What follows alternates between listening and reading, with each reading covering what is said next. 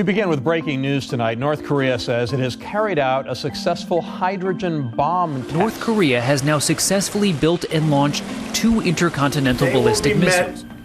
With fire and fury. Seoul made an offer of talks in an effort to ease tensions on the border. Analysts say satellite images show North Korea continues working on its missile program.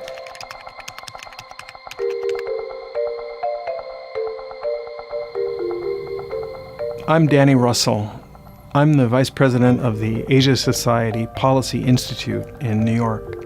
And today, there's a lot of focus about Kim Jong-un, about North Korea on a day-to-day, week-to-week, short-term basis. But I thought it was important to do a longer-term look at future threat scenarios from North Korea because simply the fact that North Korea is now pausing its tests doesn't make the world safe.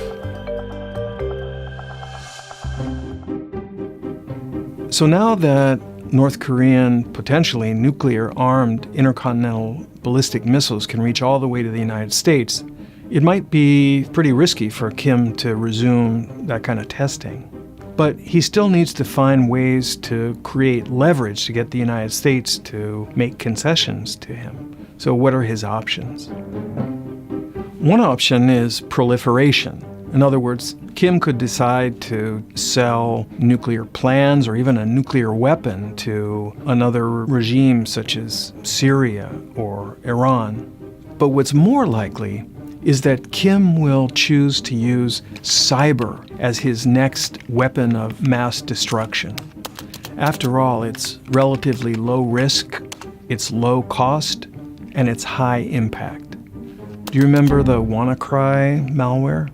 Do you remember the Sony Pictures hack? Hey, that was just the beginning. 만일 미국이 무모한 도발을 걸어온다면 우리 혁명 무력은 즉시 선멸적인 타격을 가할 것이며 전면 전쟁의 Renting some peace and quiet won't work because Kim is just going to keep raising the rent. Accepting North Korea's status as a nuclear state and allowing trade and investment to go forward, that's only going to strengthen the regime. It won't stop the threatening behavior. Military strikes, they carry enormous risk of turning into a full-fledged nuclear war. And regime change?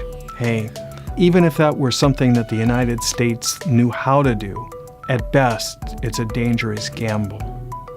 What's left among the options is what I call coercive containment. And here's what I mean by that. It's a combination of things: strong sanctions enforcement, very robust defense, that means strengthening our alliances, not shutting down exercises or talking about bringing our troops home. It means deterrence, making very clear to North Korea what the consequences will be from a provocative action or an attack. And it means denial. For example, denying North Korea access to servers in China that it uses to launch cyber attacks.